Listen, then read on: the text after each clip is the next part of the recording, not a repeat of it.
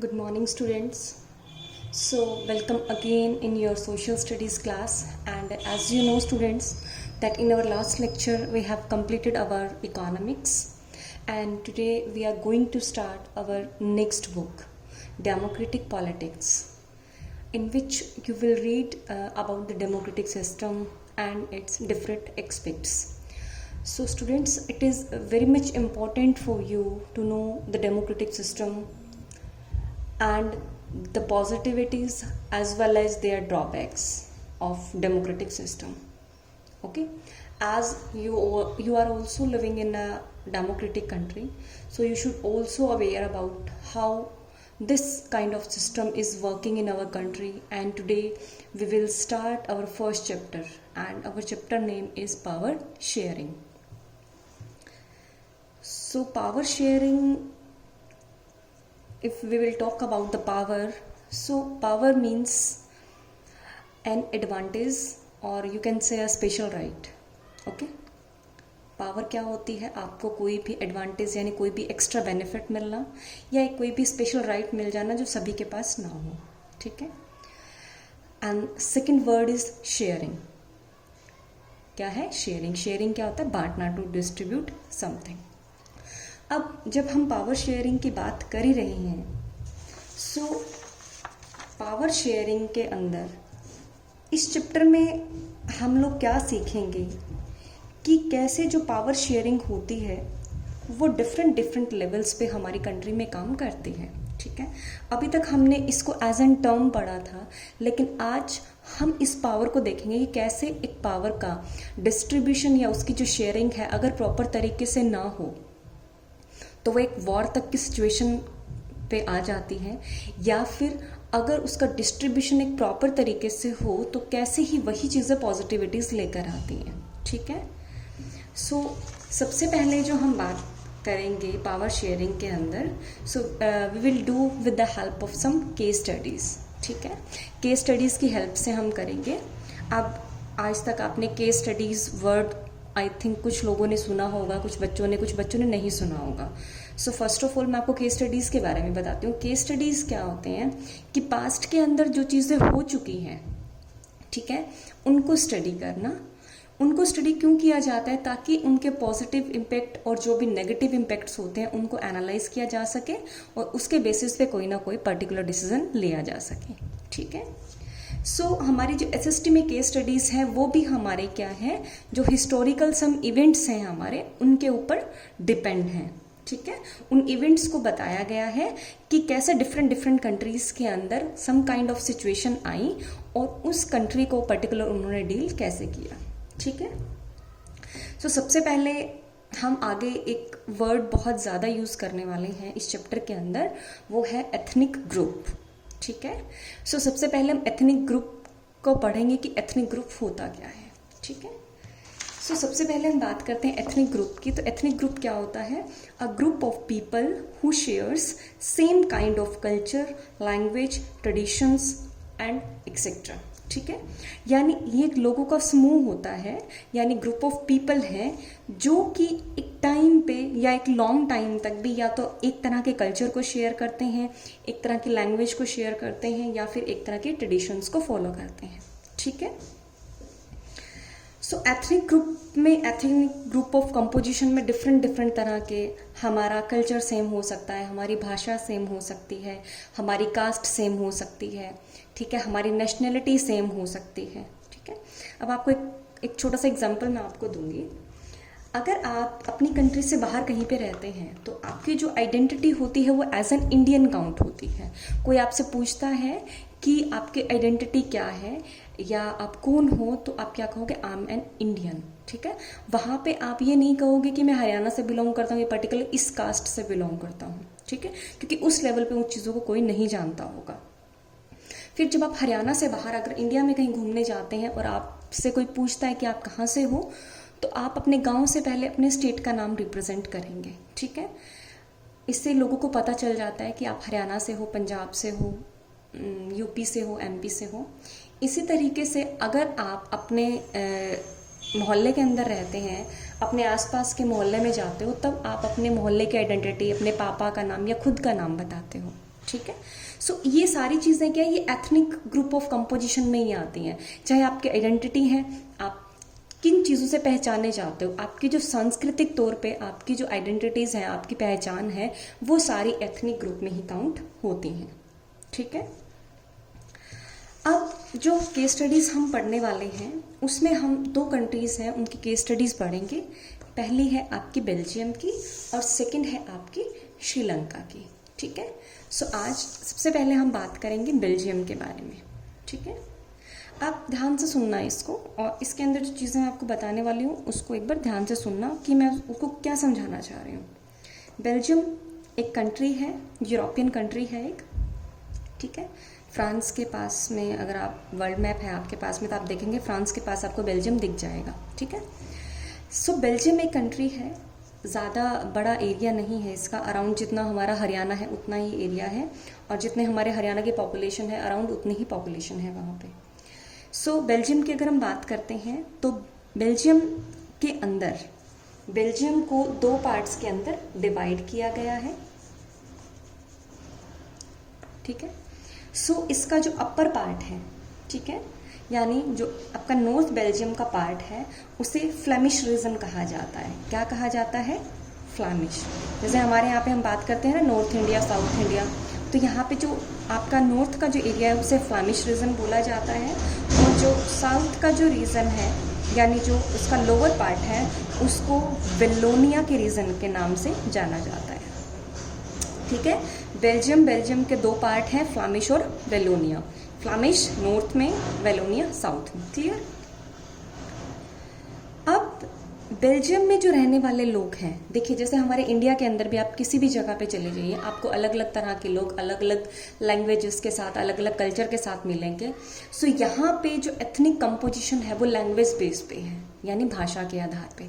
ठीक है।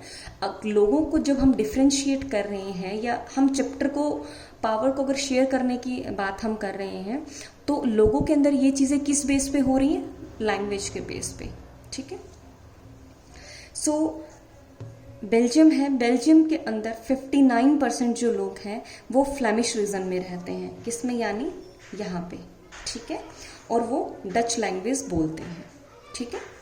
नेक्स्ट है आपका वेलोनिया रीजन। वेलोनिया रीजन के अंदर आपके जो है 40% जो लोग हैं, यानी 59% फ्लेमिश में रहते हैं, 40% वेलोनिया रीजन में रहते हैं। यहाँ पे फ्लेमिश रीजन में रहने वाले लोग डच लैंग्वेज को बोलते हैं, 40% जो वेलोनिया में रहते हैं वो लोग फ्रेंच लैंग्वेज बोलते हैं।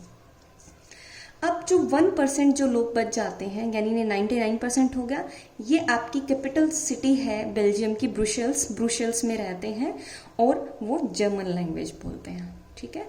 यानी यहाँ पे आपके 3 तरह के लोग हैं, कौन कौन से? डच, फ्रेंच और जर्मन। ठीक है। और यही लैंग्वेज ये लोग बोलते हैं। क्लियर? अब ये क्या कहता है कि अब यहाँ पे जो डच है मेजॉरिटी इन कंट्री, यानी डच के जो लोग हैं वो मेजॉरिटी में हैं, लेकिन जो उनकी कैपिटल है यानी जो मेन जो उनकी सिटी है उसके अंदर डच लोग जो हैं वो ज़्यादा नहीं है, यानी माइनॉरिटी है वहाँ पे। ठीक है। अब जो आपके कम लोग हैं, यानी अब देखो इसमें दो चीज़ें और आएंगी आपकी, एक आएगी आपकी मेजॉरिटी, दूसरी आएगी आपकी माइनॉरिटी। मेजॉरिटी होती है जिनके नंबर ज़्यादा होते हैं, यानी नंबरिंग ज़्यादा, माइनॉरिटी जिनकी नंबरिंग कम।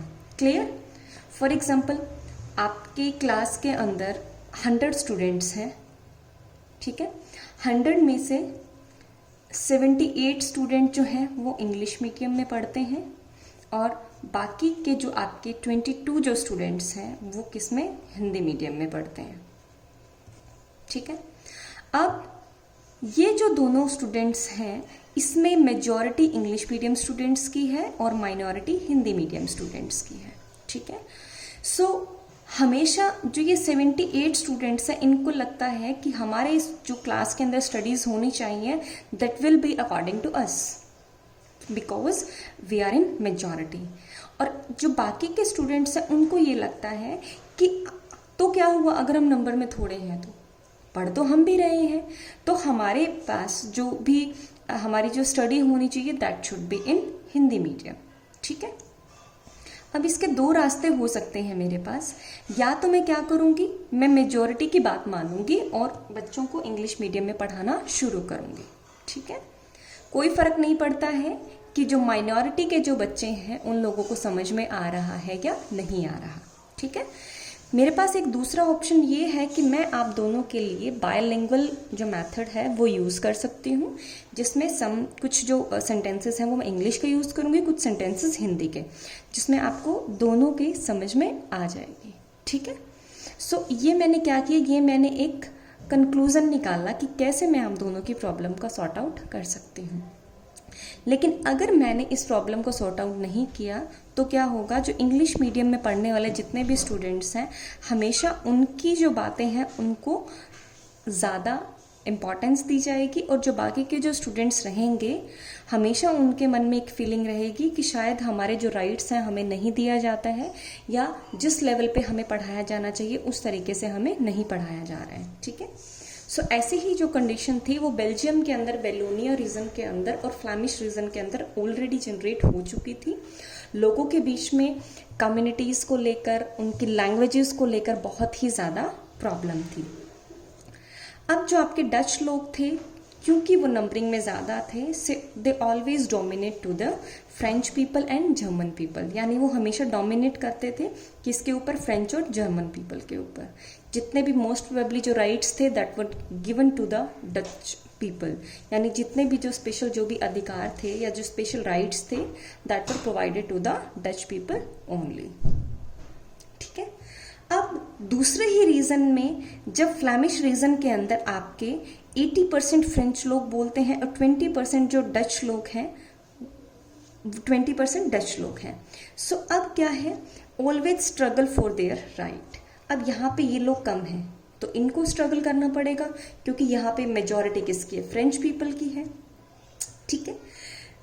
अब जो डच लोग थे हालांकि वो माइनॉरिटी में थे लेकिन रिच और पावरफुल थे, ठीक है। अब यही जो एथनिक कंपोजिशन था that was totally based on the language, यही रीज़न बना किसके लिए, जो आपके कम्युनिटी के बीच में जितने भी आपकी प्रॉब्लम्स क्रिएट हुई उनकी वजह से, ठीक है। सो ये था हमारा एक बेल्जियम का ओवरव्यू, जिसमें हमने ये देखा कि कैसे डिफरेंट कम्युनिटीज़ हैं यहाँ पे, जिनका जो बेस है वो क्या है, दैट इज़ लैंग्वेज, और लैंग्वेज के बेसिस पे क्या है, इनके बीच में झगड़े होना या एक दूसरे के राइट्स को ओवरकम करना, ये सब चीज़ें एक नॉर्मल है जो एक्टिविटीज़ यहाँ पे होती हैं, ठीक है। अब दूसरी हम कंट्री की बात करने जा रहे हैं, वो है श्रीलंका। अब जब श्रीलंका की हम बात कर रहे हैं तो ऐसे ही सेम श्रीलंका की हम केस स्टडी पढ़ते हैं। श्रीलंका एक छोटा सा कंट्री, ठीक है। श्रीलंका के अंदर भी ऐसे ही मेनली दो ग्रुप्स हैं आपके, सिंघालाज और तमिल लैंग्वेज बोलने वाले, ठीक है। यानी एक जो लैंग्वेज है वहाँ पे या लोग हैं वो सिंघाला लैंग्वेज बोलते हैं, दूसरे जो हैं वो तमिल बोलते हैं, ठीक है। जो सिंघाला लैंग्वेज बोलने वाले जो 74% लोग हैं वो किस धर्म के हैं, बुद्धिस्ट धर्म के, ठीक है। और जो तमिल बोलने वाले लोग हैं वो कौन है, हिंदू हैं। अब देखो यहाँ पे भी क्या है, हमारे पास वही डिफ्रेंशिएशन आया उनके धर्म के अकॉर्डिंग और उनके कास्ट उसके लैंग्वेज के अकॉर्डिंग, ठीक है। अब जो तमिल 18% जो लोग हैं, तमिल भी आगे दो कैटेगरीज में डिवाइड है, Sri Lankan Tamils and Indian Tamils, ठीक है। अब श्रीलंकन और तमिल ये दोनों के दोनों क्या है, श्रीलंकन तमिल्स वो लोग हैं जिनके जो एंसेस्टर्स हैं, जिनके जो पूर्वज हैं, उनका जो जन्म है श्रीलंका में ही हुआ था, और इंडियन तमिल्स वो हैं जिनके एंसेस्टर्स किसी टाइम में इंडिया से गए हुए थे, ठीक है। अब इसमें 7% जो हैं आपके वो क्रिश्चियंस भी आते हैं, ठीक है।